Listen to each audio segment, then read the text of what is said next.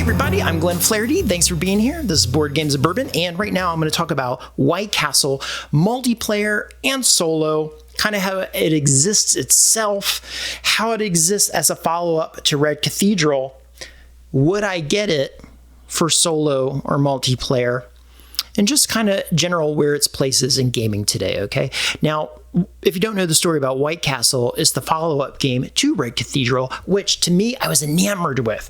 It had a really unique system about how you put a dice around this board to select your action, and then had implications on the benefits you're going to get from that. You're building up your personal tableau to gain abilities, and then you're also building a castle where you're competing over where you are, who has what, the resources on it. Really, really enjoyed it. I do see a lot of that DNA here too, okay? The cathedral building part of Red Cathedral, I can see in the garden action over here. The way the actions are all suboptimal actions and how they're all intertwined and it's folded over itself, and how everything you do in the game is a decision point, carries through, and that's really rewarding. And I'll just say it right now, this is a $40 game, man. I think the MSRP 2024 is like $39.99 or something like that. This is a lot of game for that price point. And it has a terrific solo mode. Now, I will also say in the solo mode, I feel like I've gotten the niche of it, so I'm getting better at beating the solo mode, but it's very, very fulfilling. Okay, so how does the game play? What's the idea? The theme of the game is that you're trying to get your people into the White Castle to have influence over the land and all this stuff, yada yada. That theme goes right out of the way as soon as you play it for the mechanics. It's all about action selection and resource exchanges to try to get points. The short of how the game plays is there's going to be 9 dice. 3 oranges, 3 blacks, and 3 whites. So your first decision point is, what die do you want to get? What color do you want to get? So there's a decision right there. The number of the die influences how much you have to pay or get paid to place it, because every spot on the board has a number. So if your number is higher, you get money. If it's below, you have to pay money. The color that you choose influences what actions within that spot you picked are activated, okay? Now, you might get iron, you might get clamshells that you use to move into the castle, influence that lets you go first, you might get straight points, you might get rice, and rice lets you go to the garden. All types of ways, and everything's going to be intertwined as such. So, what you're going to do, let's say I choose a die, I put it in a spot, and it lets me put a person out to the outside yard. I take a person off my board, exposing a spot, which is important because I can also activate my tableau. And when I activate my tableau, I get whatever reward was under where I removed my person. I put my person into the yard.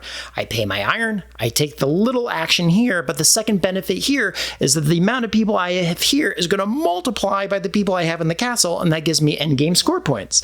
I could also pay to get my people into the castle, and when I do that, I not only get some points, I'll get a card, I get all the resources off that card, I put it into my tableau. Now I've altered what I get when I activate my tableau, and the old card activates something called the lighthouse, and if I activate that, I have this growing string of old cards that it activates, which is kind of cool. And then I have the garden over here, which is quite expensive to go to, it's expensive to place, it uses rice. There are actions you can take, but you have to pay for those actions, which is kind of expensive, but the locations themselves at the end of the game are going to be worth more points than anywhere else, realistically, and there is the gamble that your action will activate a second time if dice remain on one of the bridges above the locations. So that's pretty cool.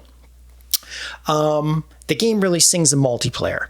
You don't have a lot to think about because you're not playing solo, and you're going to get that kind of, very standard Euro interaction where you took the dice I wanted, you took the spot I took, so now it's more tactical than strategic. Strategically, you do need to pick what your way to win is going to be ahead of time. This is also true for solo. Like when I played it my first few times, I was like, oh, I have a lot of rice, so I'm going to take the garden action that requires rice. But really what I should have done is stayed to stayed with my plan, and I should have done the yard work multiplied by the castle and just focused on these two avenues, which is what I did later, and I started winning more. So the interaction is typical. I'm not sure I would want it to be anymore.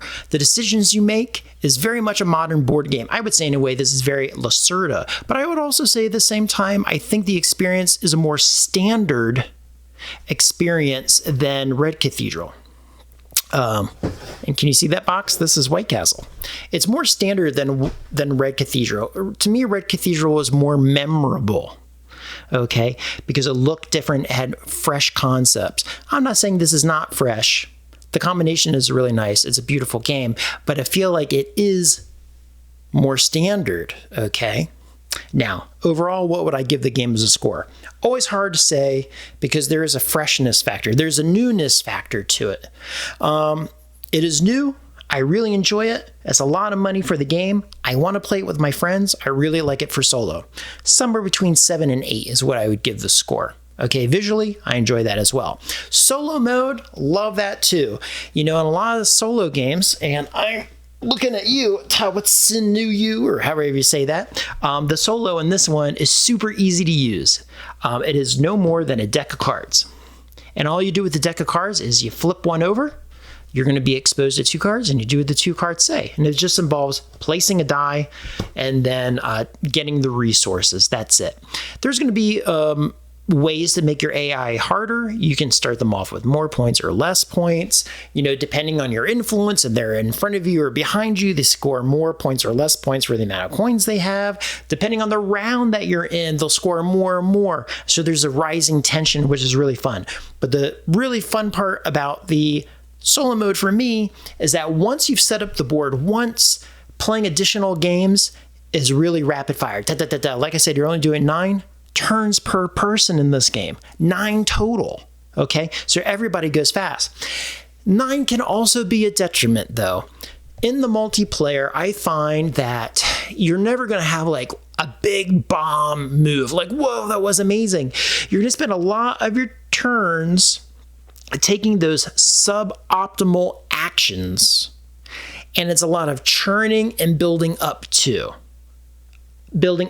something you might finish by the end of the round after 3 turns, building up to something you might accomplish at the end of 9 turns. But it feels like there's a lot of building up to. Like the total score for the game is 40. I think I end around 30-ish. I've never gotten to 35 or 40 in this game. And a lot of my points came at the final scoring where I'm like, okay, I have people in the castle that scored me 6 points. Over here in the garden, there's a multiplier. So I got 12 points there. I have this guy sitting in the garden. So now I score that point. So I got big chunks of those points at the end for placement. So it is about placement. Okay. But in the middle of the game, I didn't have a lot of like, yes, yes, yes. It was more like just gentle adjustments to get people where I wanted them to be. It could be just my play style, but I never found activating my tableau to be that great or that appealing to me. I think I did it twice over multiple games. But that could be my play style, but just doesn't speak to me. But what does, and I do believe to be true, is you have to pick that path to success ahead of the game and then do everything you can to actuate that plan. So experience with the game is going to influence your scores as you go on. Maybe that's always the case. But I did enjoy it, and I know there's an expansion coming out. There's also another game called Salt and Sea. I don't think it's by the same people. It's by Devere, but I don't think it's by the same designers. And who designed the White Castle? Shay and Isra designed White Castle, and making sure Shay and Isra made Red Cathedral. All their games have a color in it. Will their next game also have a color? The Purple Lagoon. Who knows what it's going to be. But anyway, would I get the game? Thumbs up. I would, because we all want new experiences, fresh experiences. It's really good at solo. Multiplayer, it's nice. It had this new experience. It looks good on the table, and it's a lot of game for $40. That $40 price point really makes me want it. If it was an $80 game, I'd probably be more hesitant. Anyway, that is White Castle. If you have specific questions, and I'm sure you've looked at videos that explain all the rules, but you can ask me too. I'll answer those for you. just write me and let me know. So, okay, thank you everyone. I hope that helps you make a game decision. And until next time, you be well. Talk to you soon.